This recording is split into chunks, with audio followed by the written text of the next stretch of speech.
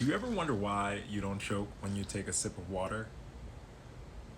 Is there something that you do to prevent yourself from choking, or is it anything that you ever think about? With each and every sip, there's an entire process that's going on in the background to protect you from harm and prevent you from choking. And central to this process is a structure in the back of our throats called the epiglottis. I'm gonna find a photo to show you. If we get in front of a mirror and open our mouths, everyone commonly recognizes the uvula or the punching bag hanging from the top of the back of our throat, but rarely do people recognize the epiglottis, which is that fiber structure below the uvula that helps to prevent us from choking. To help you remember the word epiglottis, the word is from Greek origins, epi meaning near, glottis meaning the tongue, so epiglottis, near the tongue of the back of the throat. And its main job is to protect our airway when food or water passes by it, every time we take a sip or every time we take a bite. As an emergency physician, this structure is very important for us to recognize, especially in the event of a critical airway emergency where we need to find the patient's airway in order to insert a breathing tube to help someone breathe. Another important reason to understand where the epiglottis is and what it does is because in the event that it becomes infected,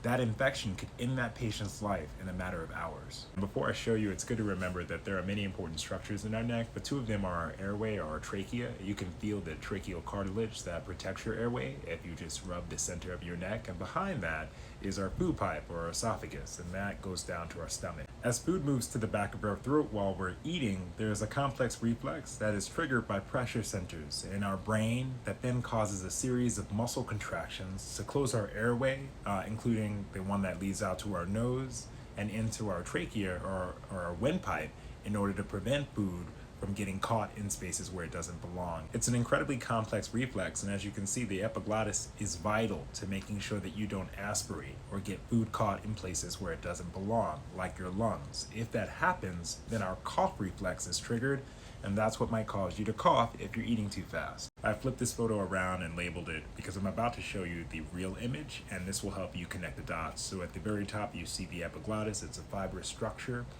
Right in the center of the photo is the most important structure when you're intubating a patient.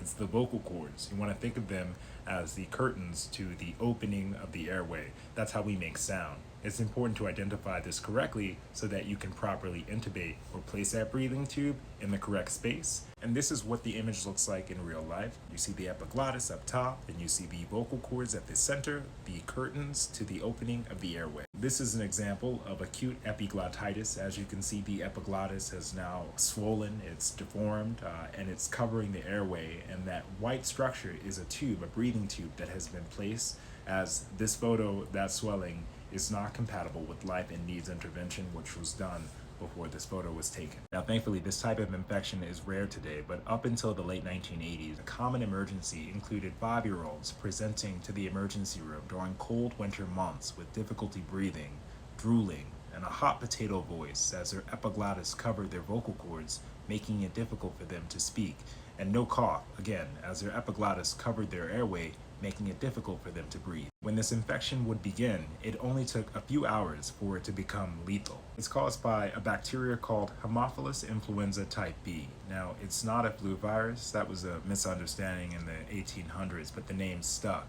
But it does travel through the respiratory tract, through our airways, specifically our nose, landing in the back of our throat, where it seeds and replicates in the epiglottis, which is also a very vascular structure, and that causes the epiglottis to swell, which can then block the airway, and this entire process can happen in as little as 24 hours. And the highest at risk are children between the ages of 2 and 7 for two main reasons, one of which being anatomy. Children have smaller airways, so there's less room for error.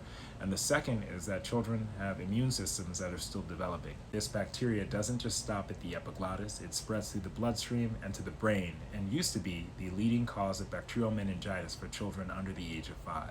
30% of children who survived that diagnosis had some form of permanent brain damage. But thankfully, this is all rare today, as the vaccine that prevents this type of infection was added to the childhood routine vaccination schedule in 1991. Before this vaccine was added to the routine vaccination schedule, there were at least 20,000 cases of Haemophilus influenza type B infections presenting to emergency rooms each and every year. 20,000 patients presenting with critical bacterial infections. And although it may seem obvious, adding this vaccine to the schedule was not simple. a rigorous multi-step process, clinical trials, licensing by the FDA, and review by experts. Experts in public health, immunology, pediatrics, and infectious disease. Experts that sat on an advisory committee for immunization practices, otherwise known as ACIP or ACIP. Arguably, this is the most important public health group that has ever existed. They examine and debate the evidence, they publicly deliberate the evidence, and then their recommendations are valued so highly that they lead to coverage from insurance companies so that can provide access to those children, especially those who belong to families that are uninsured or underinsured. These members are the most important public health group that exists within our country. For context, these committee members were held to strict financial disclosure agreements, stricter than members of our Congress. Once the Haemophilus vaccine was added to the routine vaccine schedule, the prevalence of this disease dropped by more than 99%. This nonpartisan, evidence-based committee review continued through multiple administrations, saving countless lives and billions of dollars.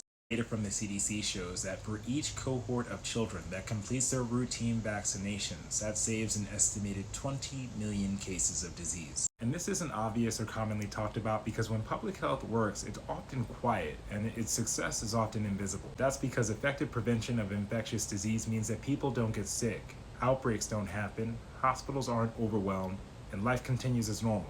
This is the same 17-member committee that was recently fired and dissolved by the Health and Human Services Secretary RFK Jr. and replaced by members, some of whom closely align with his history of anti-vaccine work. This is all going on at a time where routine childhood vaccinations are declining. This year we broke a record for the highest number of cases of measles in the United States since 1992. And measles is the most contagious, which makes sense why it would be one of the first to break through the cracking wall of public health built to protect us. With an estimated 280,000 children currently in kindergarten that are not up to date on their vaccinations, the question isn't if, but when will we begin to see other types of preventable infections? Because disease is persistent, it's relentless, and it never stops trying to survive and to evolve. Sometimes we forget the value of vaccines and the work of public health professionals constantly working in the background to protect us quietly. So the next time you take a sip or the next time you take a deep breath, remember that there are systems working quietly in the background each and every day to protect your health. All right, talk soon.